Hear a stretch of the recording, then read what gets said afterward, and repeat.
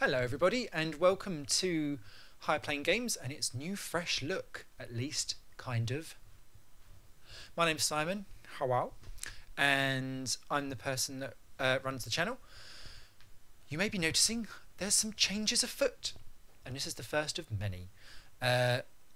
Basically, I've played games all of my life and I love them to bits, and I've bought quite a few, and I've played even more, and having done the YouTube channel as well as a written review website as well, I'd like to be able to, I don't know, get something back from the games industry maybe, or at least become a little bit more prolific so that I can promote the stuff that I love and, I don't know, get a little community going. And where better to do it than here with you.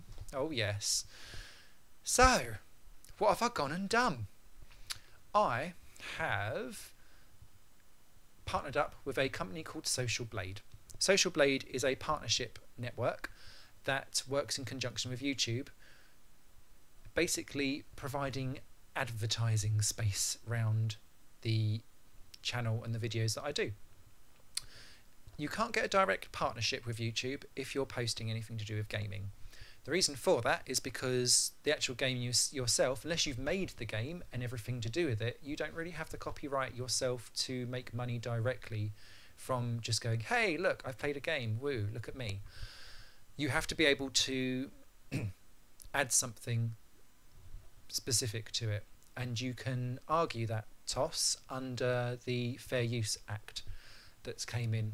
And Social Blade are one of many other companies that allow gamers to basically buy into this YouTube enterprise by taking care of a lot of the legal for you and enabling you to potentially get some revenue from the partnership system. You've also got a whole community behind the scenes as well. It looks like a really exciting project. I can't wait for it to begin, and this is the first step of doing so, because I want to start bringing a lot of specific content towards it. No longer will you see game trailers on the site. I've had to take them all down. The reason for that is that I don't own any of the content in the trailer. I've not made the trailers, and yeah, I have no right making any dosh from them.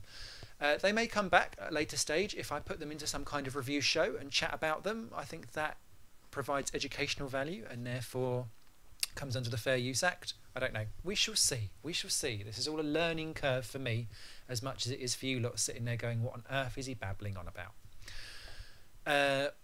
There will be this new feature though, which is going to be either weekly or fortnightly. Can't decide what yet. Depends on what the demand is. Where I chat about the games that I've played, mini reviews and stuff. Any questions that you've got, you can fire away at me. I want this to become an interactive community element, because I think that the games that I talk about and the games that I like will have specific fans, and they won't be the type that normally troll around being filthy little mooses on YouTube, namely because I don't think I own too many FPSs, and I'm certainly not going to be showing any. It's a genre that I really struggle with, probably because I'm rubbish at them and I just struggle to get into them at all. So yes, I think we got a shot at it. Oh yeah. There's going to be other features coming along as well. Most definitely the big thing that will be coming through will be commentated gameplays. I will, just like Let's Plays basically, I'll be providing a lot of stuff. I'm hoping that they'll go a little bit above and beyond what a lot of other people do. I'm hoping I'll be worthwhile listening to. We'll soon find out if no one tunes in. But at the very least, I'll be covering and showcasing games that I don't think people will know particularly well. They won't always be games that I've played before. I think half the fun, having studied Let's Plays and things like that, is finding people surprised and their genuine reactions to when things first happen. Like I was watching one of the Walking Dead game series just to study formats and see how different people do it, and whether my ideas of what I'd want to put in were so off the wall people would go, what? And it was genuinely interesting to hear people's kind of oh my gods and stuff like that. So I can completely see why people love doing and watching like Let's Plays. And my things will be slightly similar. There's going to be some fun, stupid stuff coming up in the new year, and there's going to be some weird, silly features. One of them I've got in my head that will get going soon is can you play it with a dance mat? See what games I can wheel out and see exactly what, if you can do them with a dance mat. And there'll be a camera on myself watching me look an idiot. But no, there'll be all kinds of different things coming out. Reviews, most definitely, will be taking much bigger part. And hopefully maybe some game nights as well. You'll see online stuff where we're interacting with other players. There'll definitely be YouTube Hangouts where things will be done live. I'm really keen to do that. This camera will be updated soon as well. I'm getting HD, proper one. Oh! And yeah, the sound system, apologies for it today. It's not the best in the world. It's just this one. It's all a learning curve. I'm improving as we go. Any comments, suggestions, blah, blah, blah, blah, pop them below. Or send me a message or an email. I'm available at your service. So for the first episode of today, I just wanted to talk a little bit about me and what I like and my history, my beginnings of gamings and stuff like that. So me, all about me. Excitement. Well, I'm obviously from the UK, shock, down in Essex. I have been gaming for 25 years, something like that.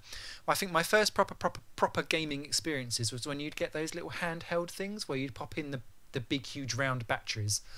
And I had a Pac-Man. It was called Pac-Mania, I think. I've still got that one actually. World Games, which included a barrel rolling jump. There's a racer one and a pretend Streets of Rage thing, and it was like 5 or 6 like black lines that would go like that, and it was primitive. At the same time, I had a ZX Spectrum 3. Which was what my dad bought for about 300 quid. I still think, technically, that is the most expensive console we've bought, if you can call it a console. Things worked on cassettes and floppy disks, and you'd have that loading screen where you'd be having a little epileptic fit. Then 5 minutes later, after it had done that, a stick man would kind of go across the screen, and that would be the end of the game, and it would crash to the main menu. You'd be like, "Mwah."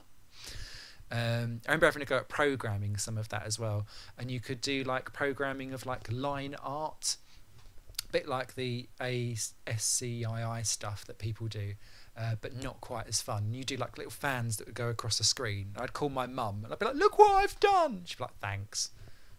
I'm back to dinner now. Totally unimpressed. Games I remember from that, God, there's loads. The beauty I thought of the ZX Spectrum and the 80s era was that people weren't inhibited by bizarre ideas, because there was always going, there was so little that you could do potentially with the game, and you were confined to what the technology would provide. I think ideas were more paramount in the game's actual thinking and process. I remember playing a game called Molar Mouth, and you was a toothbrush, and you kind of went around the screen, and there would be a little toothpaste, in the middle. You'd go up to the toothpaste, you'd squirt the toothbrush on with the space bar, and you'd go around all the teeth, and you'd have to keep cleaning them. And there would be like, they were blatantly just spaceships ripped off from Space Invaders that would go to the teeth, and then they'd sit there, and after about 10 seconds, the teeth would change colour, and they'd go like from yellow to blue to green to red to black, and when they hit black they were mouldy and they'd fallen out, and then you couldn't defend them anymore, and you got scores on like how many teeth were left. Fantastic concept that would never ever come out now unless it was in some obscure like 20p indie game bundle. And you got to love like the 80s and early 90s for stuff like that, because it was innovation and twisting of ideas. And although we still have that today, I think that the games industry has really split into two camps, where you've got these big, huge, multi-million-pound budget games that if, God forbid, one of them doesn't sell millions of copies, everything will go under in the world. and that's quite scary in that respect. And then you've got these really obscure indie stuff, and it's the indie stuff that I'm more drawn towards because they have specific ideas and heavily stylized ideas and gameplay and so on and so forth, and that's what really gets me going.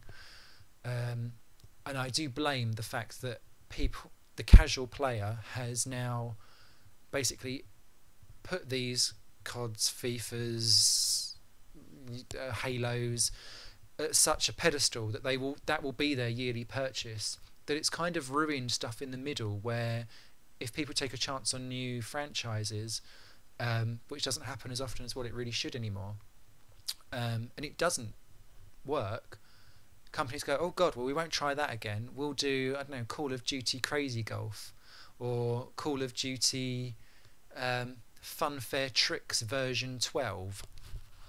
It will happen, I promise you it will happen. It's quite scary.